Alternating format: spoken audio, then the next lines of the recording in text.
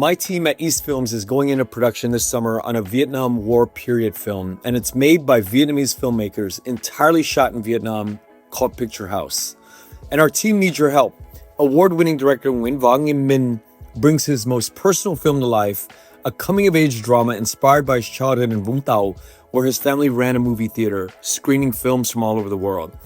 Our Indiegogo campaign is live through April 30th, and it's a date that marks the 50th anniversary of the end of the war. Your contribution will help this incredible story to the screen. Please support Picture House today by clicking on the links below to the campaign shared in the description. We're back with the Viet cinema canon with Anderson Lay. There's a lot of new filmmakers, and I'm curious why you picked this filmmaker. Zungu, Lynn, right? Or Lynn, I call her Lynn Zung, and moved to Singapore for university. Always in the art scene, and then she just kind of fell into film. And worked on many gigs, jobs, like as a set dresser, or editor, or whatnot. And then she slowly kind of went behind the camera as a director. And I think I love her story because she's great. Even though she's from Hanoi, she's very Singaporean. I love her sense of humor and her perspective. Yeah. And it's very exciting to see. And again, when it comes to filmmaking in general, is very male oriented, right? Think of in Vietnam, it's mostly the directors are male.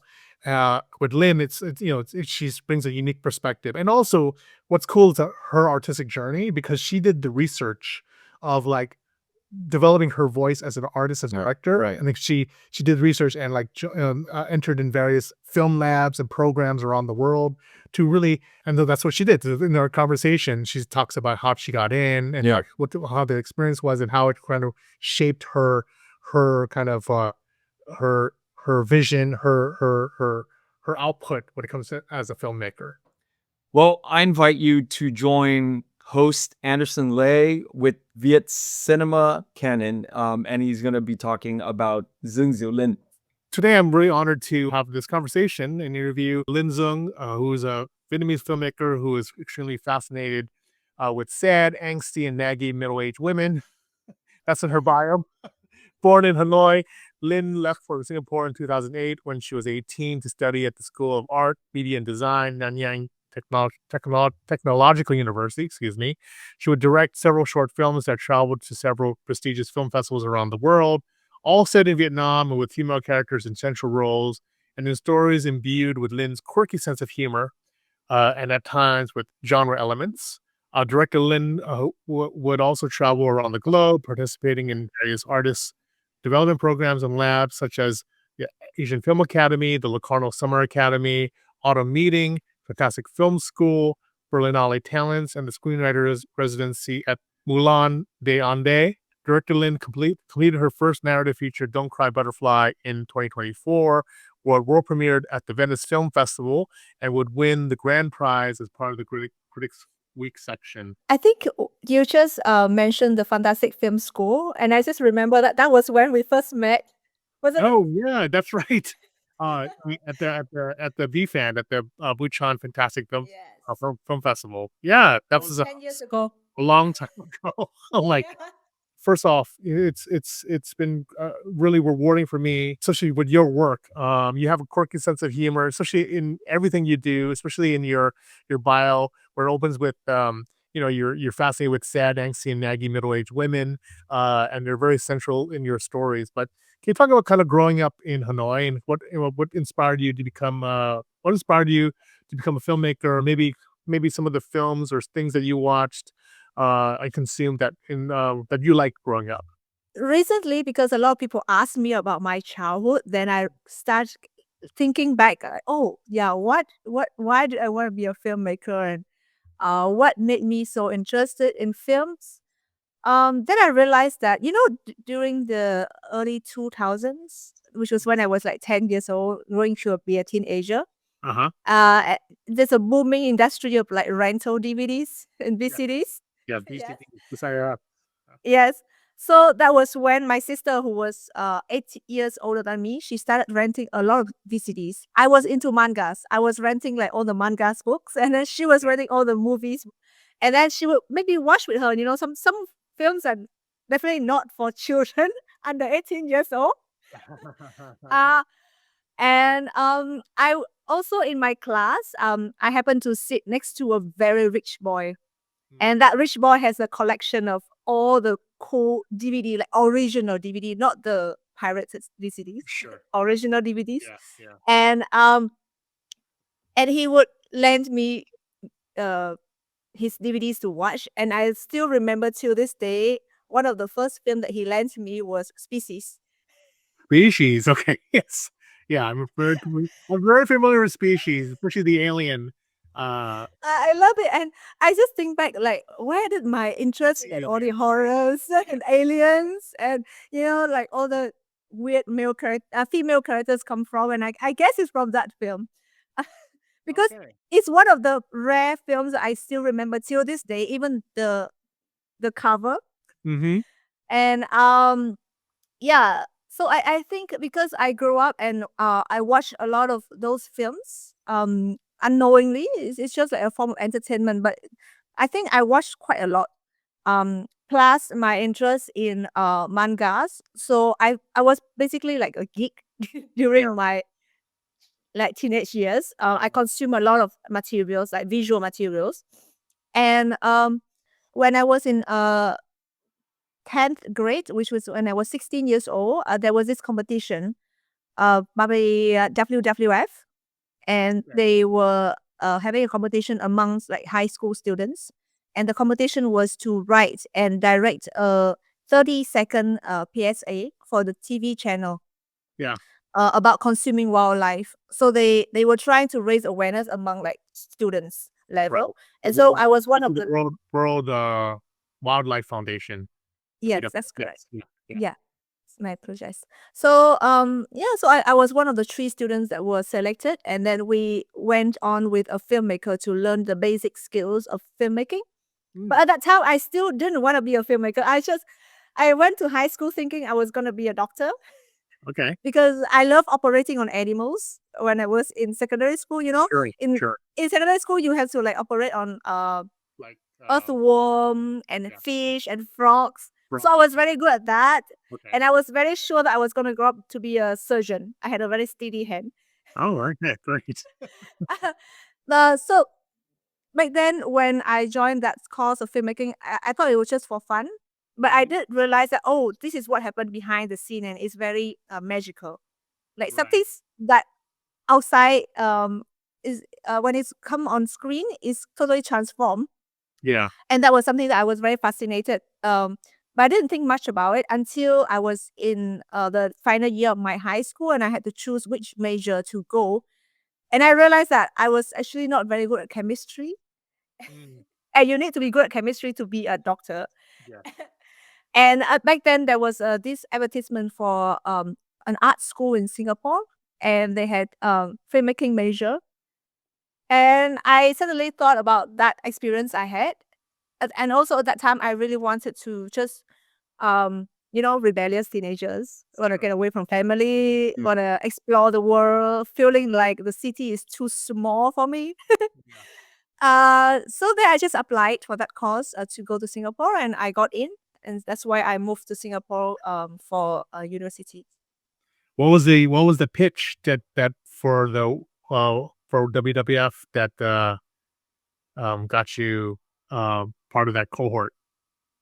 Oh, I still have the clip actually, if you want to see. But I had to dig for it. I can send it to you. Yeah. Sure. I still have the script, the handwritten script. But basically is I list out what people think they would get when they consume wildlife products, like they think that they will look very stylish in like fur coats, or they think that they will earn a lot of money by trading wildlife products. But in the end, I pair it with the images of the animals being in cages, and it's very simple. It's very naive idea of a 16 years old girl. So don't expect too much, but I'll send it to you. And then so like I mean you look at like Species being such a significant influence in because it was body horror and whatnot, and like but what about the manga? What was some of the manga that you were really a big fan of that you consumed? I consume all kinds of mangas. I love But there's so many subgenres, right, of manga. yeah. Yeah. So I love like high school sport mangas. So I read Slam Dunk, obviously. All mangas by Arashi Misuru. Tough, Touch, Rough, you know. And I also read of course high school love story manga like Sojo, but I read a lot of shonen manga. Mm. Like when and it's like how do I say, like a bit of magical, mystical, like monsters and angels and demons and the realms fighting each other Yeah. for justice. So like yeah, strong sense of justice there. I think the mangas shaped my sense of justice in a way. Like you have to be a good person. Yeah, and actually, when I was in film school, surprisingly, I didn't start watching a lot of like art house films. Mm-hmm. Like then, mostly the films I consumed were commercial Hollywood films or Korean films. Yeah. But then I think after I graduated from art school and I was in that transition period between being a student and a working life, then I started having a lot of free time Yeah. and I started watching the masters, like all the big names in the cinema world, chronologically with all their work in one go. So like I would binge watch Kim Ki-duk within 1 week, Okay. or like Hong Sang-soo all his work within 1 week. So Wow. like chunks of directors, yeah, or like John Carpenter's, Yeah. David Cronenberg's. Uh-huh. Now you would know my Chronologically, like the entire filmography in 1 week. yeah, not entirely because sometimes there are films I couldn't find, but I try to watch chronologically because I want to see how they evolve over time. And their obsession, in a way, is quite interesting to watch that way because you realize, oh, actually, they've been making the same film over and over. It's just different language. Yeah. Yeah. Yep. Especially Hong Sang-soo, for example. Yeah. But like so kind of like were want to get out of the country, like in the fact you're very rebellious and like moved to Singapore to go into education. Like how was kind of Singapore for you? Because you basically um made that your your home base. I mean, even after education, after your university life, right? So, How was that cultural and school experience for you?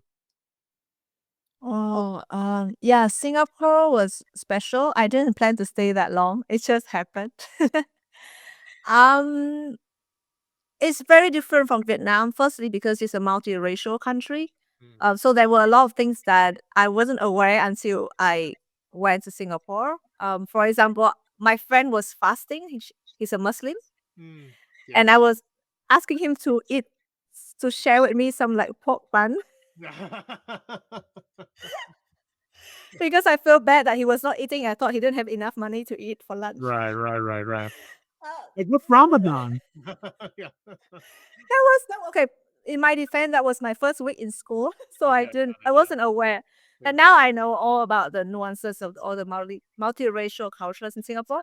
So Sure. that was one of the things that I had to adapt to. Also the accent. Yeah. Yeah, I felt that I could understand English well until I went to Singapore and I realized that it's a whole, it's an entire language by itself. It's called Right. Oh, Singlish yeah. for a reason. English. Yeah. Yeah, because all the slang were made up of like different languages. It's not just Chinese or Malay or it's a mix of different accents and dialects from different cultures. So that actually brought me to quite a nice space where I could learn snippets of language from different cultures and understand what's the meaning are and where they are coming from. Um, Besides from that, filmmaking when I was learning in Singapore, it was still very much academic. So we have to learn all the theories and I think one of the difference between the Singapore system and the Vietnamese system is that we have to learn everything. Mm. Meaning, for example, if you go to the Academy of Theatre and Film in Hanoi, you can only learn to be a director or a screenwriter or cinematographer. Yeah. But in Singapore, you have to learn to do everything. So I get to experience all the roles, like from being a soundman, PA, set dresser, stylist, everything, basically everything. Yeah. Yeah. Before I Do you, just try to do directing. right. Did you, I mean, and then you've worked on several films over, like in different positions, right? Like you were like like set dresser or editor or what have you. So how was that experience for you? Did that working on other people's films and real, trying to uh make the director's kind of vision a reality? How was that in being a supportive role in that sense? I think it's fantastic because I always think that if we want to work in a film set, we really need to understand each other's roles. Mhm. So if you are in, even if you are in art department, it will be helpful to understand what's going on with the camera department, as vice versa, because they all affect each other in a way or another. And for me, when I was working as supporting roles for other people's film, I get to see things from the ground up. Mhm. So it's like the struggles, Mm. the difficulties, the budget versus the vision, Mhm. and all those things, all those not very beautiful things about a film set. Yeah. And also get my ego crushed a lot because back then I was young, and if when you're young on a film set with very minimal experience, and when you do a wrong thing, it feels like the end of the world. Sure. Yeah. But then I realized that, oh, sometimes it's just about communication, working with each other, and really understand from the other person's point of view. So that trained my mindset a little bit, so that when I start directing my own films, I gain a lot of sympathies for other people's working together with me, and it actually also helped that I understand how their role function, so that I can incorporate that into my workflow for my film sets. For example, I've been working a lot as a soundman, so I know what a sound person would require on set. And sometimes, people on set, they think that like a sound man is like the least priority, right? It's like nobody's gonna stop 2 minutes for ambient, for I think instance. sound is the most important element I of know. Yeah, I know. But like a lot of my Vietnamese sound people, they complain to me like, nobody want to stop for us. Like they can wait 2 hours for the camera department to set their lighting, but nobody can wait 2 minutes for the sound department to record. And so because I worked as soundman before, so I understand, the assignments, and then I can incorporate that into my film sets, and vice versa. It's not just sound department, but like art department and everything. So I think that experience is very helpful. Yeah, definitely. I think I read an interview where you and we touch upon your feature film, um, Don't Cry Butterfly, but yeah, I read an article interview where you basically said that so you talked about your workflow as a director, and that it's a very collaborative effort. You rely on the expertise of your crew, right? And it's and I mean, I always joke around that being a film directors, especially in the Western world, it's like it's the last like job in the Western world where you can be a dictator, still be a dictator. But so I think that's really interesting and kind of when you talk about workflow and how you rely on other people to kind of be in their expertise to help craft your vision, right? So, and we'll touch on that with the in later in the interview with your feature film. But okay, so you worked on various short films and whatnot, and then in different roles, sound as a sound person, as a set dresser, you name it, and then you uh, embark on your journey as a director, and you I think you directed 3 short films, 4, 3, 5. I think I'm fine. I mean, yeah, sorry, but, 5 short films, excuse me. But, like, ones I've seen were, like, A Trip to Heaven, Sweet Salty, Mother-Daughter Dreams, so talk about your, going on to kind of the next stage, and being the director, and then how did you, um I mean, I assume, especially when it comes to filmmaking, especially indie filmmaking, you gain experience, but you also kind of gain you network, you make contacts, and you work with people that you want to work with, right? So how did you kind of drum up that to kind of embark on your journey as a director? I think it was during that period after I graduated, and then I've been working on other people's set for a while. So I've been always producing my friends' films. I Yeah. think back in uni, my self-esteem got crushed a little bit, and I always thought that I was not good enough to be a director. So I decided that, oh, maybe I would help my friends make their films. And then I was just watching them making their films, telling their stories, and I was like, hey, I also have my own story to tell, and I really want to tell the story that is my own, from my own culture, my own language. And I think that was when I went back to Vietnam to shoot my first short film. And that was when I realized that, oh, I I am able to do it. I just have been doing it in the wrong place because I have been, making my school short films in Singapore where they speak a different language, where they have different cultural backgrounds. And of course, I have been staying there for a while, but I wasn't really fully integrated into the society. And so it always feel like I was pretending, if that makes sense. Yeah.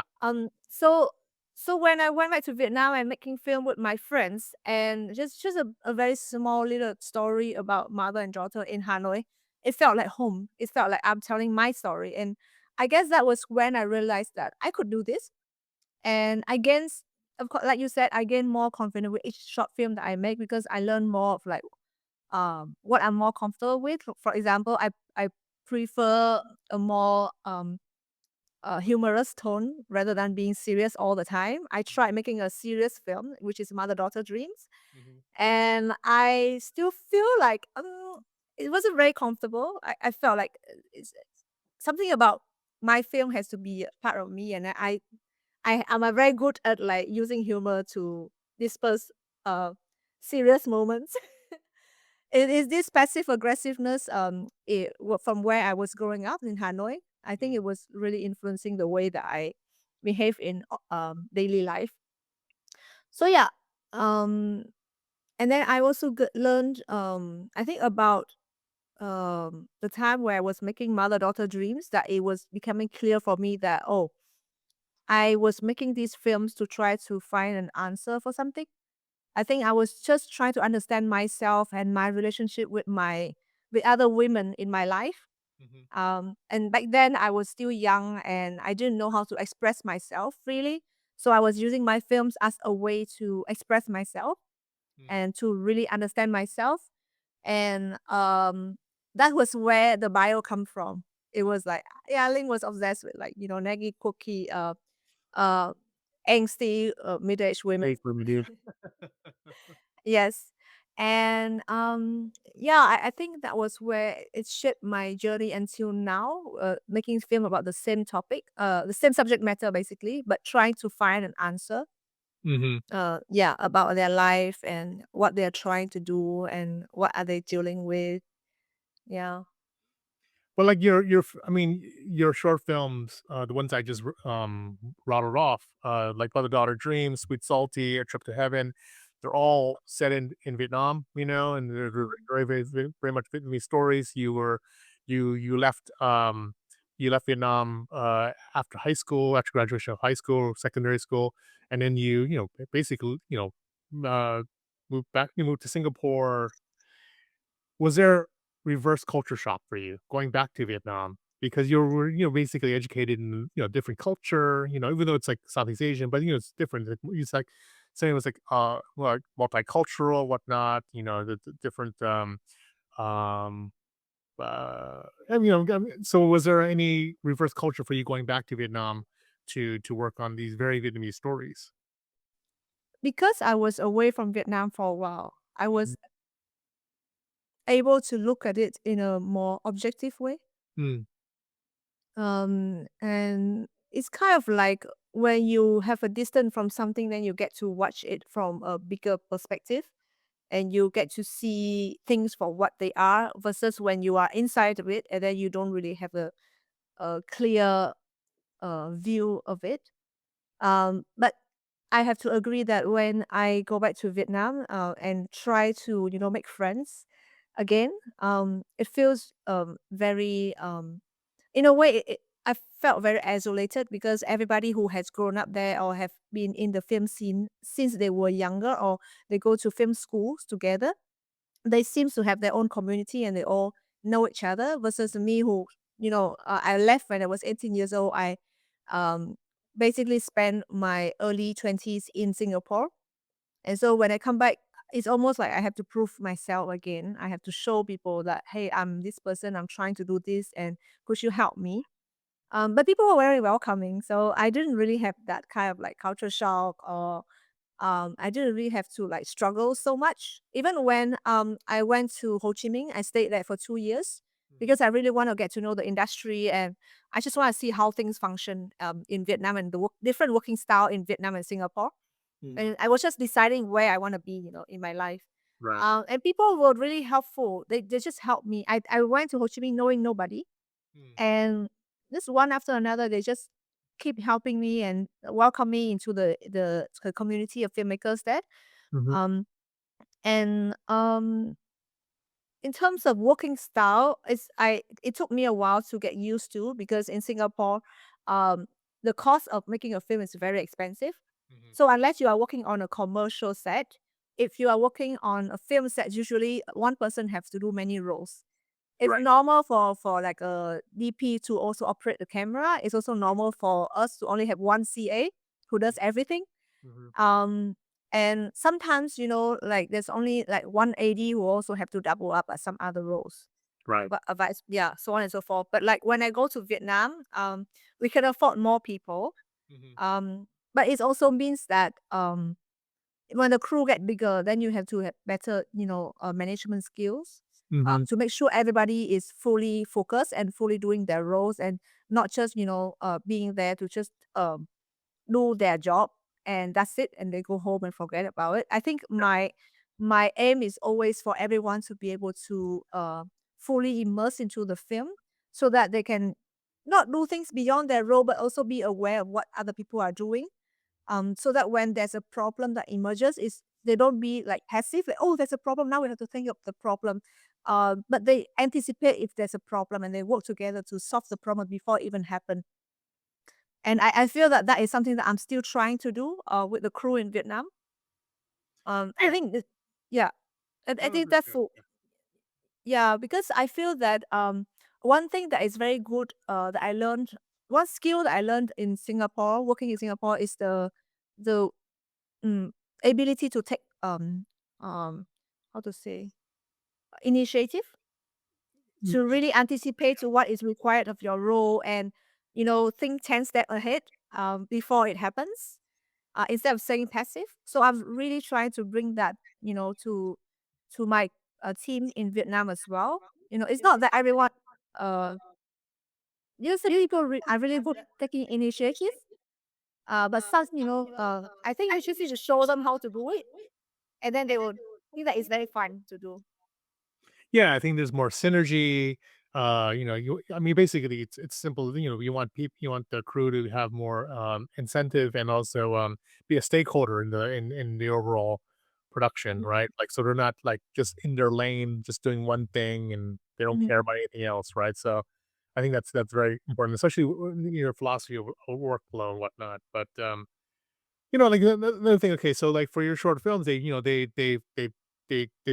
eventually travel to festivals outside of Singapore, Vietnam, to some reputable festivals.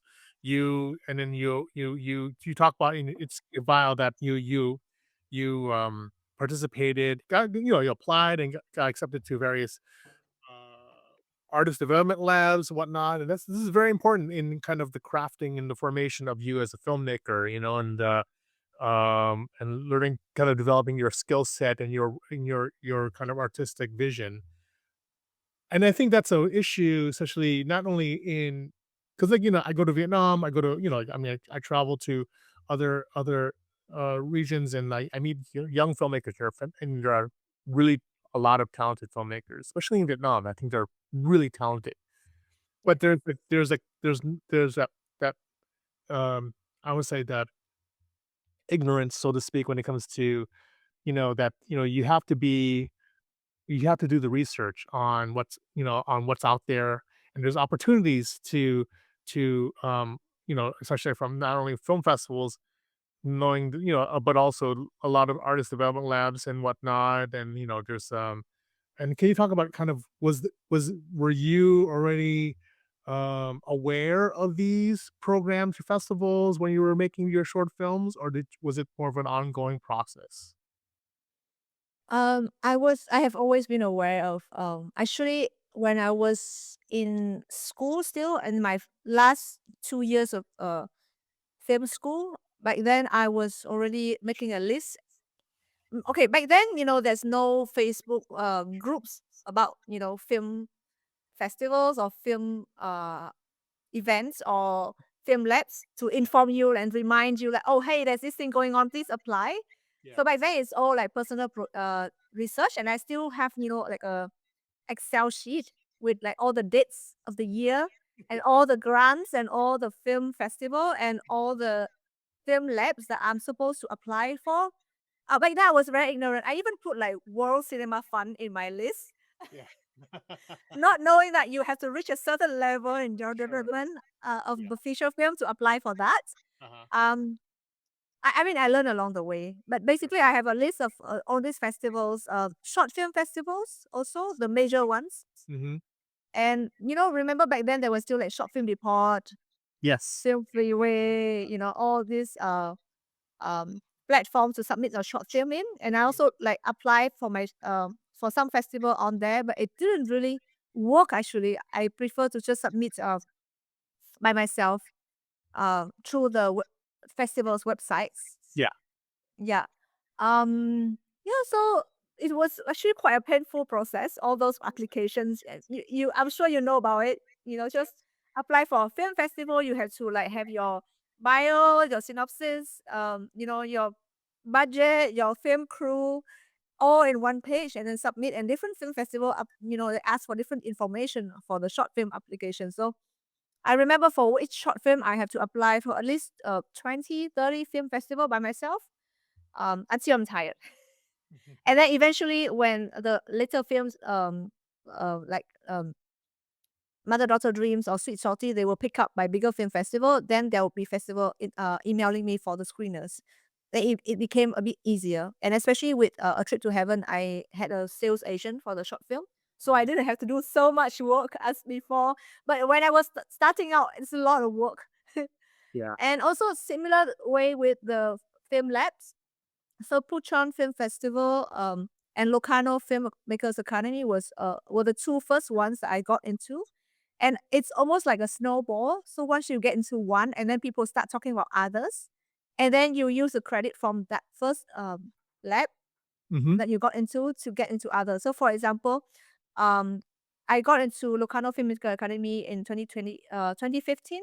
Hmm. And in 2016, when I applied for Asian Film Academy in Busan, I asked for a recommendation letter from the programmer of Locarno Filmmakers Academy, and I got into Busan Asian Film Academy. So it's just one thing after another. And for Berlinale Talent Campus is few years later when I have already gotten my films into bigger festivals like Busan, and then I got into Berlinale Talents using that credits. So then I realized and I learned that it's a system of credibility, of even for the film labs. You have to reach a certain level to get into certain labs. And that's fine. I mean, Berlinale Talent Campus, I think I applied 4 or 5 times.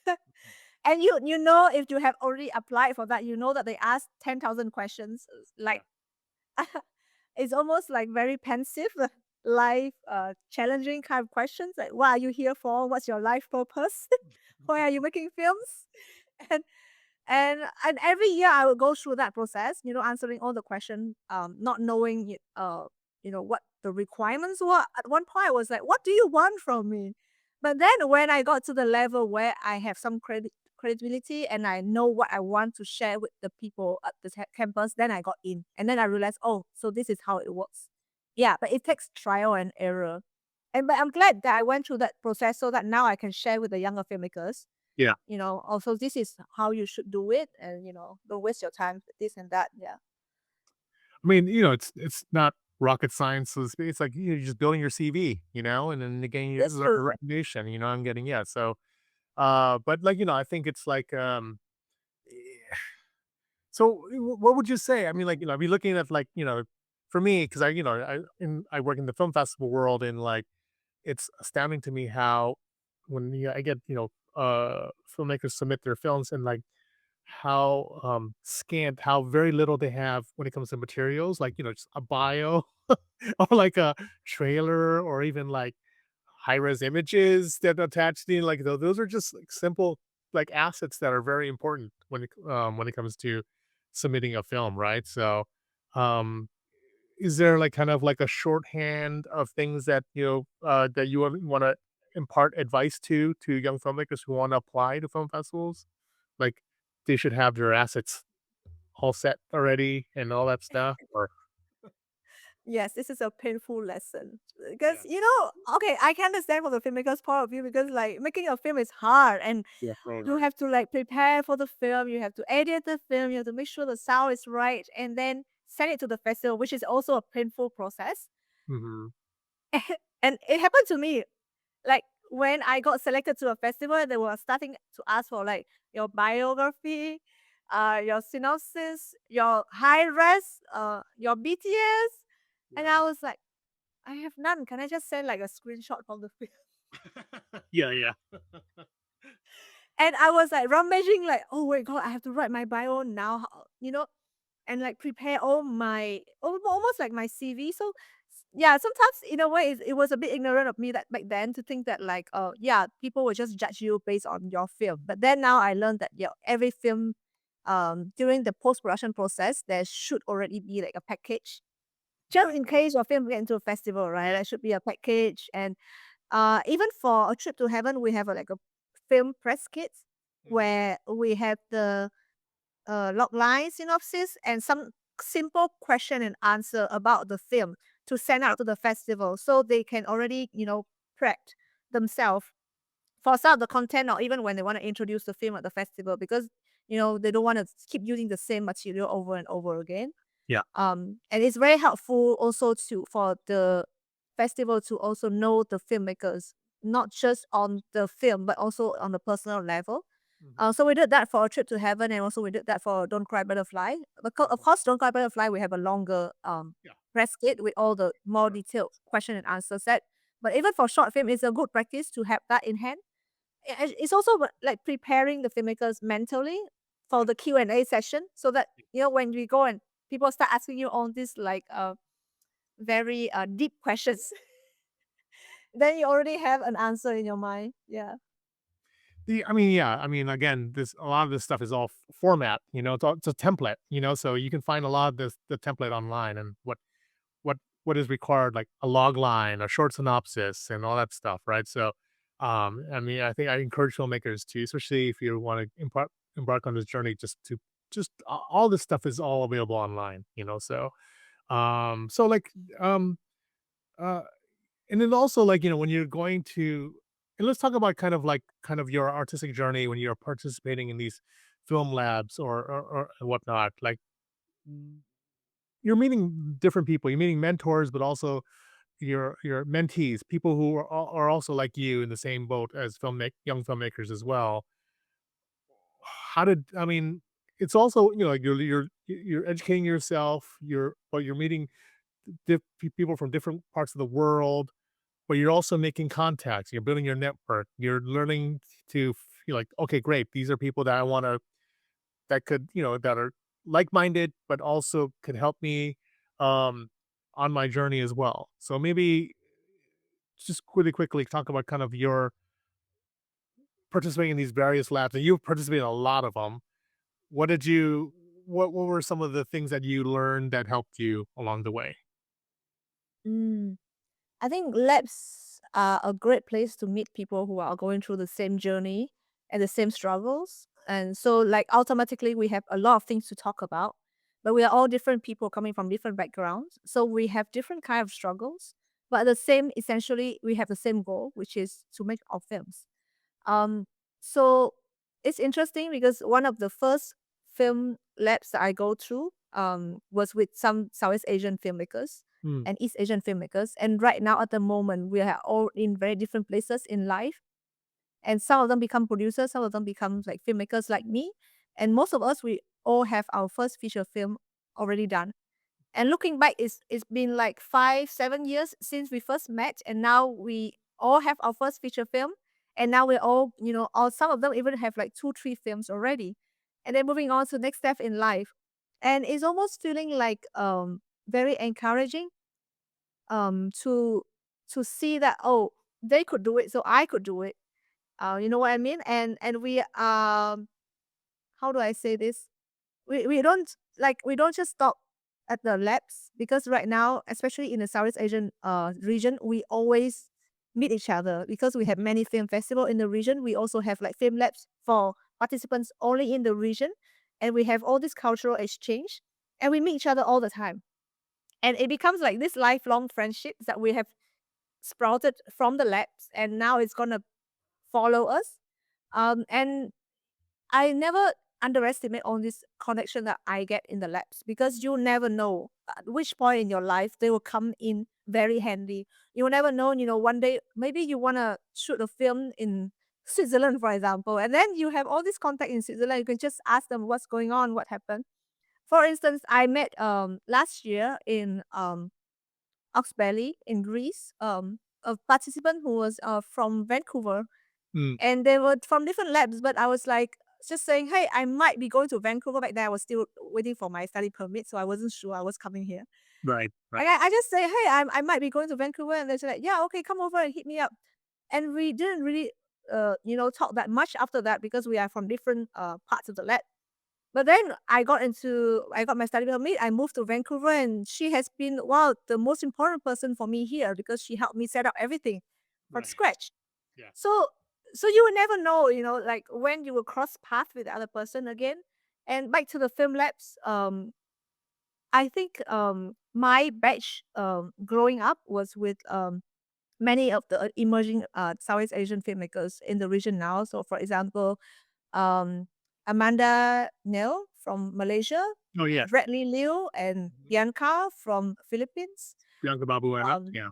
yeah, and Makbun, Julia, we all met in the same kind of system of labs at the same time. Right. And of course, some are more prolific than the others. Like for example, Makbun, Amanda, and me, or some other filmmakers.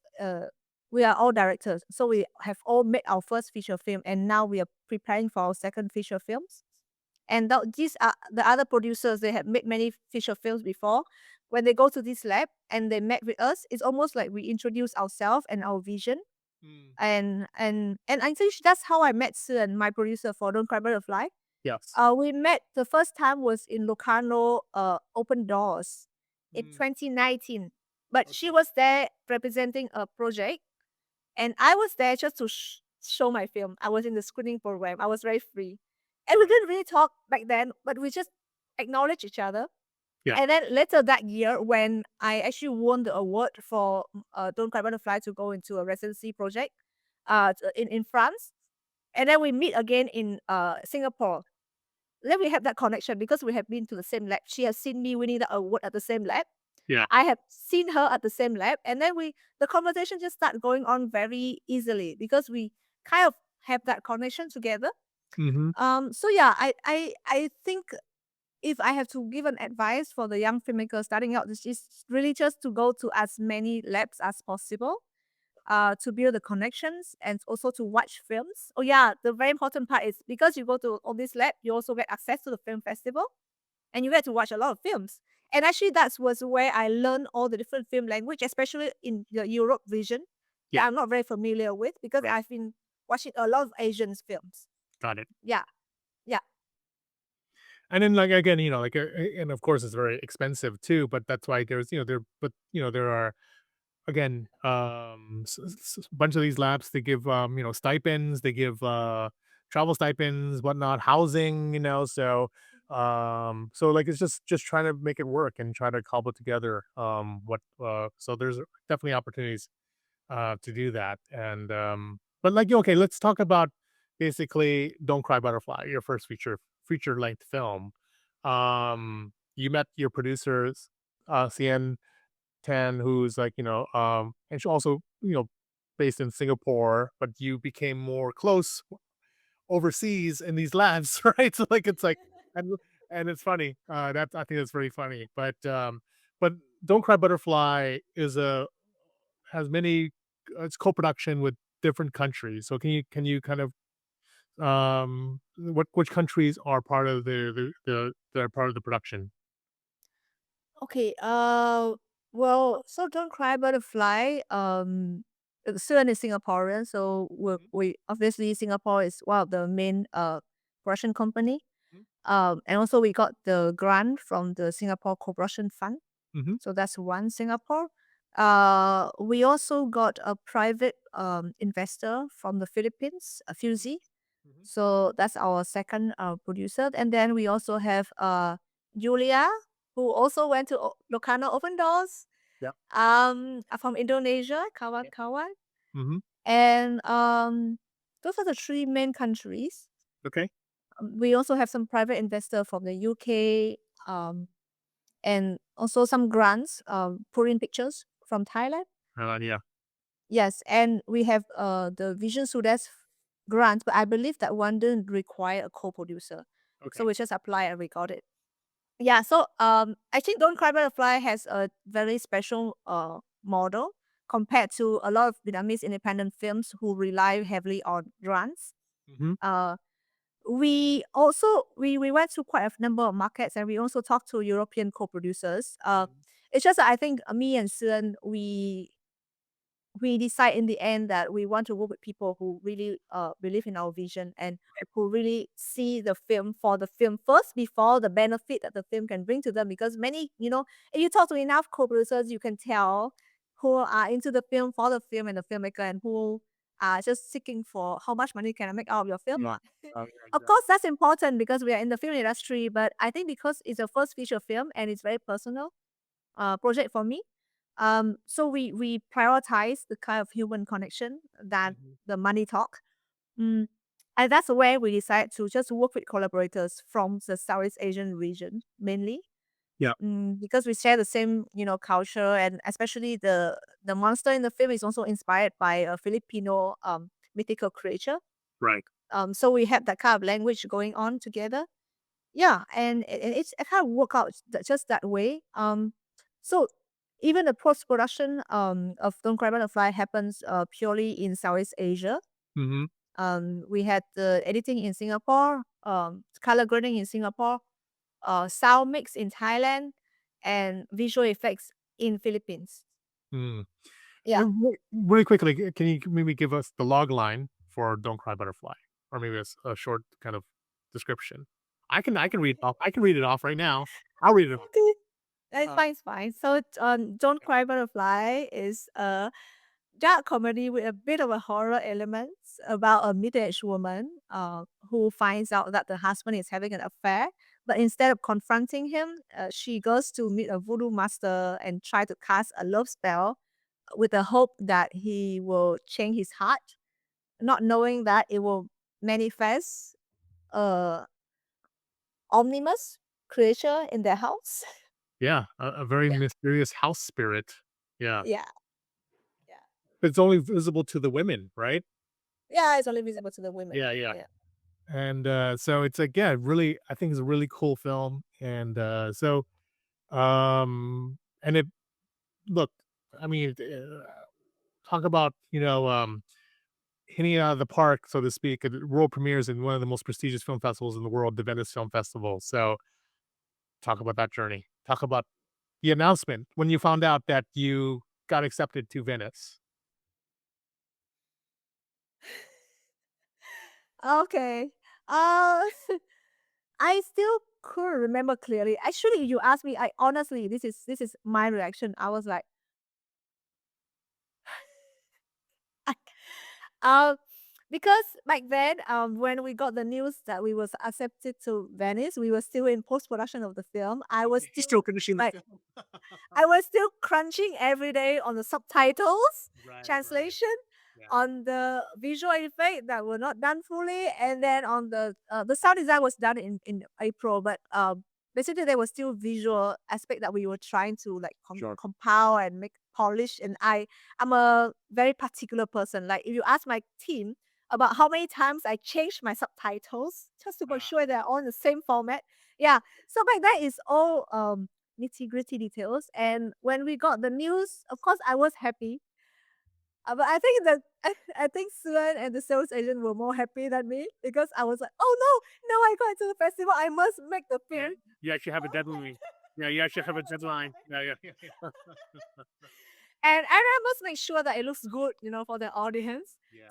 So the pressure was still there. I think I was only be able to fully feel relief. Yeah. After the film was screened, and after all the Q&A were done, then I was feeling okay. So now the film is done. Oh, but then still, because in Venice the subtitles were kind of like fast, so I was like, can we do the subtitles slower for Toronto? I think for filmmakers' mind, and I think for me, I really try to make everything as polished as possible. Yeah. So that was what going on in my mind all the time. Yeah. The journey there.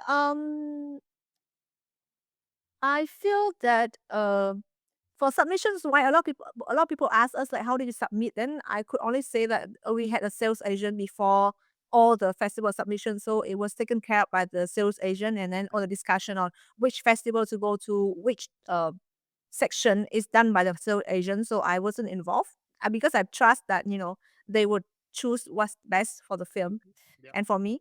Yep. I think.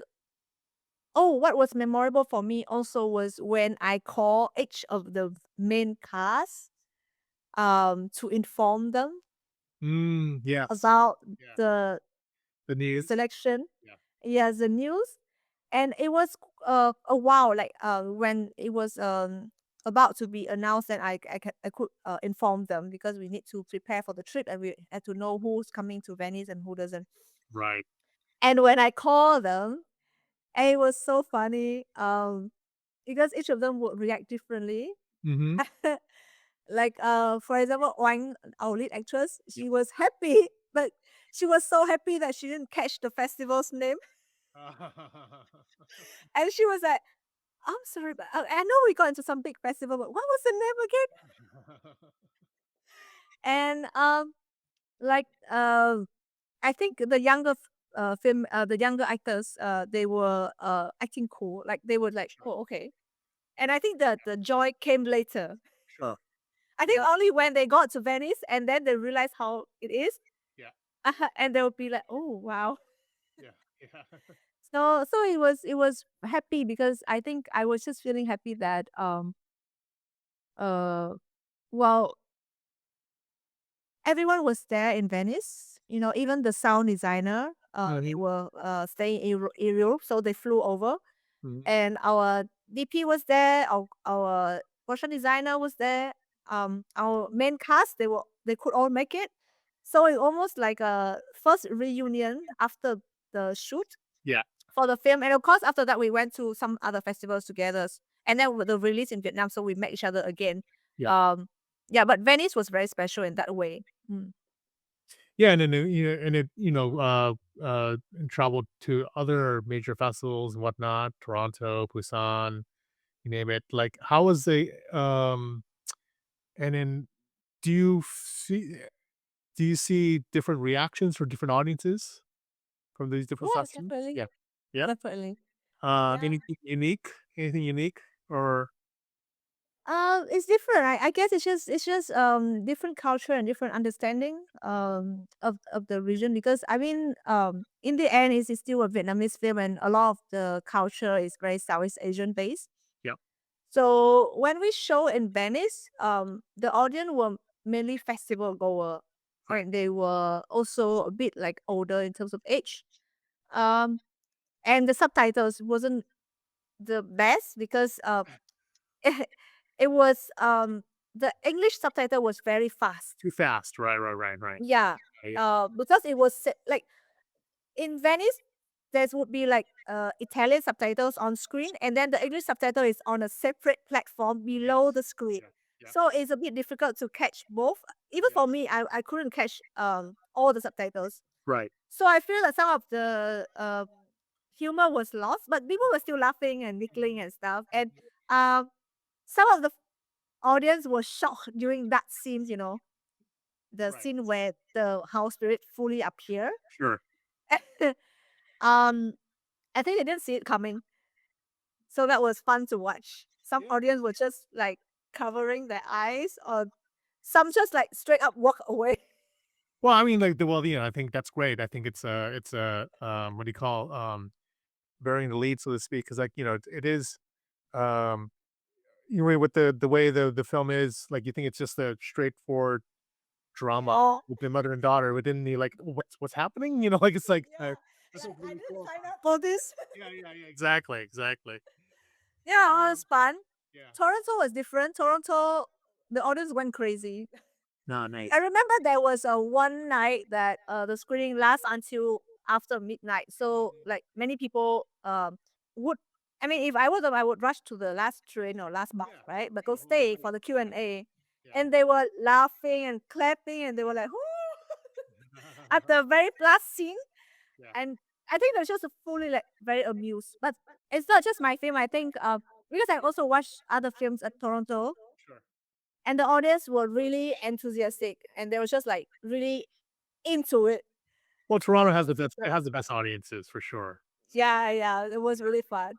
Busan or um, let's say Hong Kong or Taiwan, the East Asian countries, um, it's very interesting because the reaction on the surface seems mild because they don't laugh out loud; they're Sure. just giggling.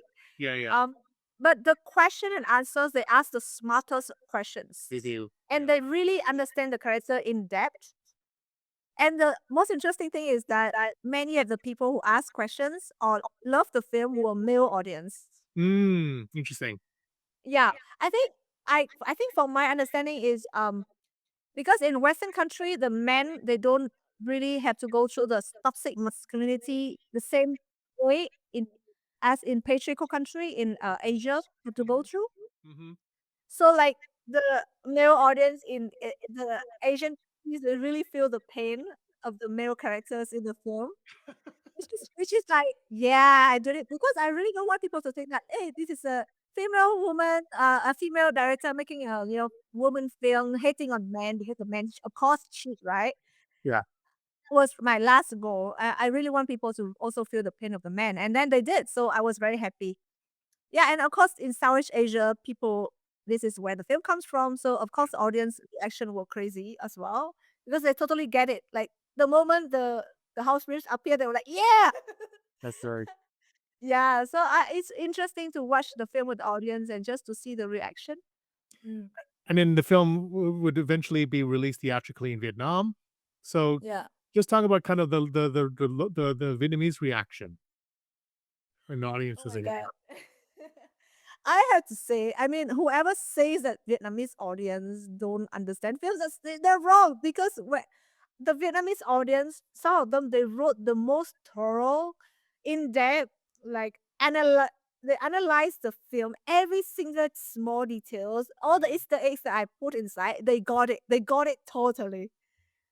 And I was like, wow. I didn't expect this because I think my film in a way even with the international audience, it's always been like two very extreme end. Either they love it to death or they just straight up, I don't get this. What is this? Yeah. And I'm fine. It's like, I'm fine because, when you make a film and you make people think, these things bound to happen. Uh, and in Vietnam, it's similar. Like the people who really love and support the film, they wrote like very detailed how to say, they were trying to how do I say this? They were really trying to analyze certain like idea that I put in the film or certain images that was not.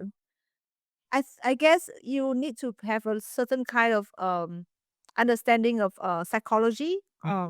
Yeah. to really fully understand.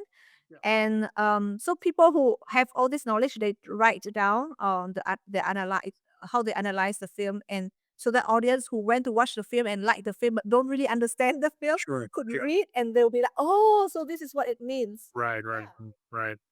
It's yeah, great. When you I mean, it's very thorough critical breakdowns from their point of views, right? And how they interpret. yeah, Yeah, which is awesome. yeah. And like I also have audience who straight up message me on social media because I put my profile public, even my Mhm. Instagram handle. Yeah. So they do message me personally, and sometimes they just ask me, "So what is the meaning? What is the meaning of the ending?" Yeah. And I could answer them, or sometimes they just say like, "Yeah, I liked your film," and it feels really heartwarming. I That's feel the great. end because it is a Vietnamese film. I When I show it to Vietnamese audience, I was very nervous at first Yeah. because, if you were being pretentious, you cannot hide. Because Right. if you pretend, maybe you can bluff the international audience, but for your local audience, they can spot it immediately if you are trying to, exoticize certain ideas or you just putting something in to make it appeal to international audience. Mm-hmm. So for my film, I'm so glad that we didn't have that. We didn't Yeah. have to get that criticized, and it's all yeah, the audience were very supportive. Yeah.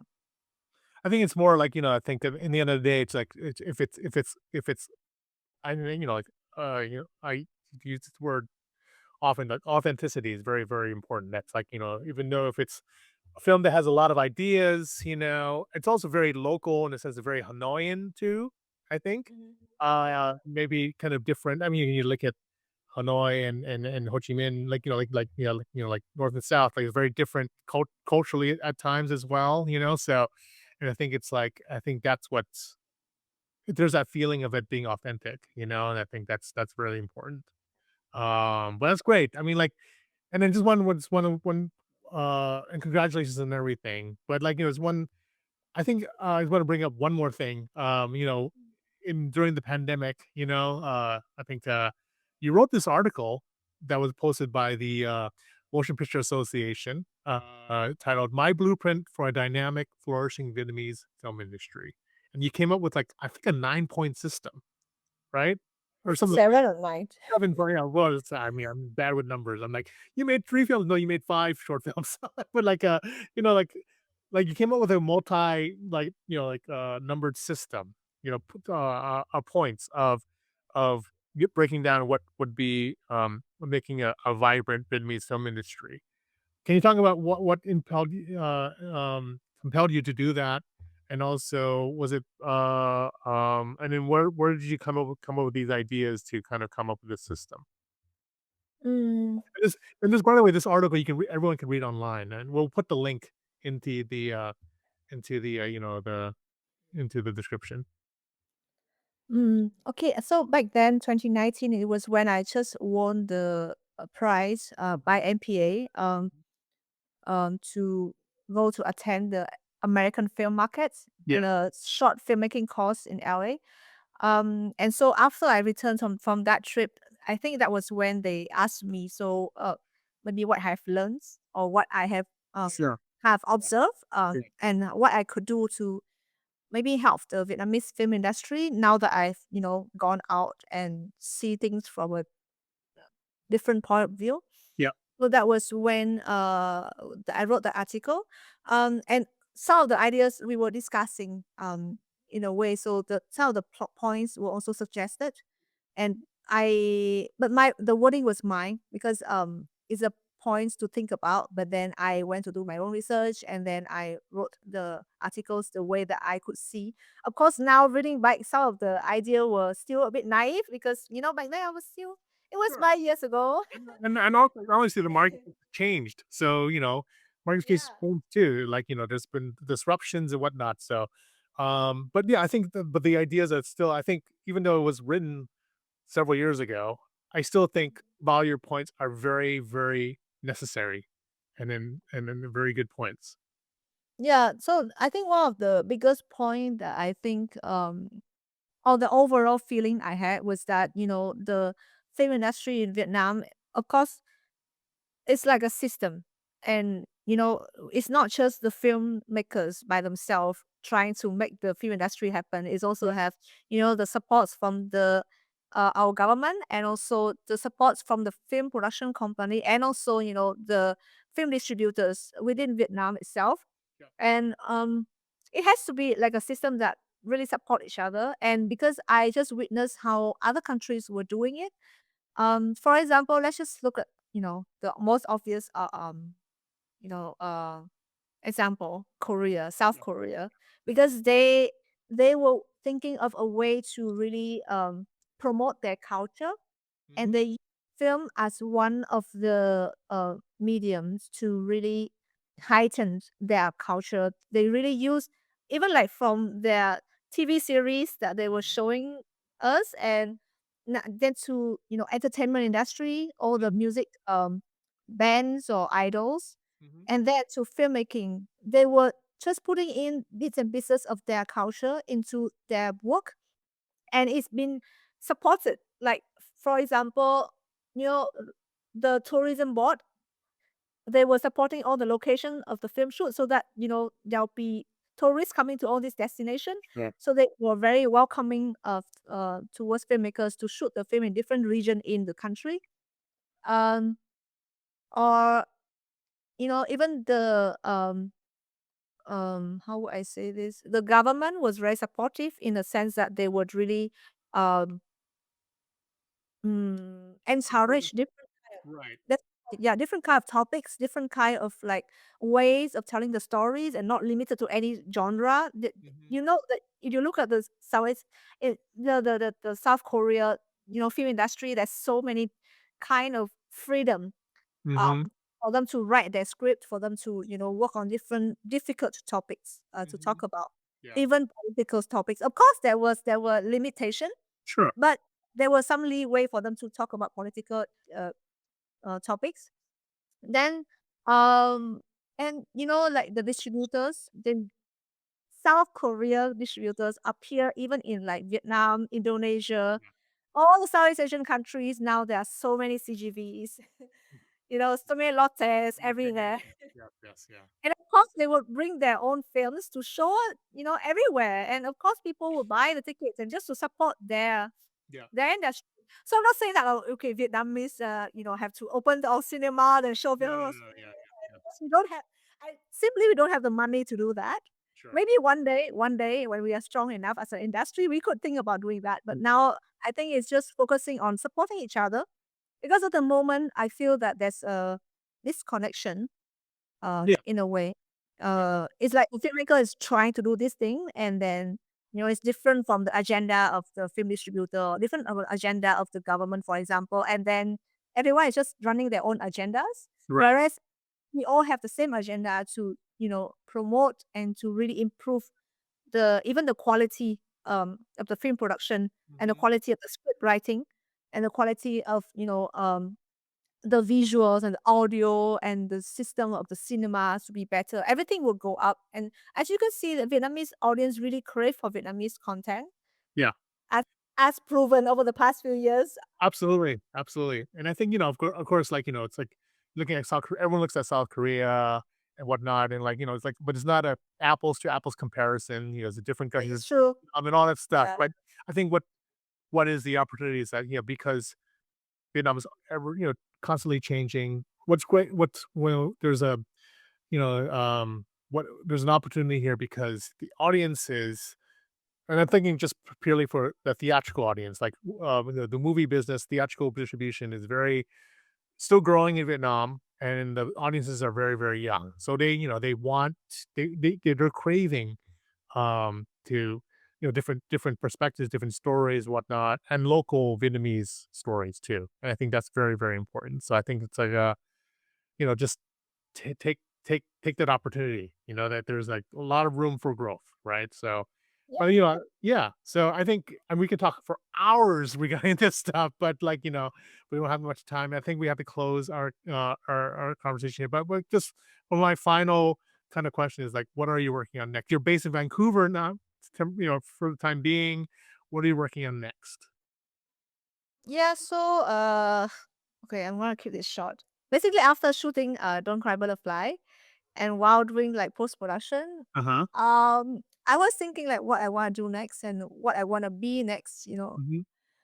And I just wanted to go somewhere else because I had been staying in Singapore for half of my life Mhm. back then, right? Yeah. 17 years in Vietnam, 17 years in Singapore, and it's like, Yeah. okay, maybe it's time to move. So I wanna kind of slow down a little bit because I had been spending 5 years on Don't Cry Butterfly nonstop. It's almost like it's always something on my mind all the time, and I don't have time to think of something else.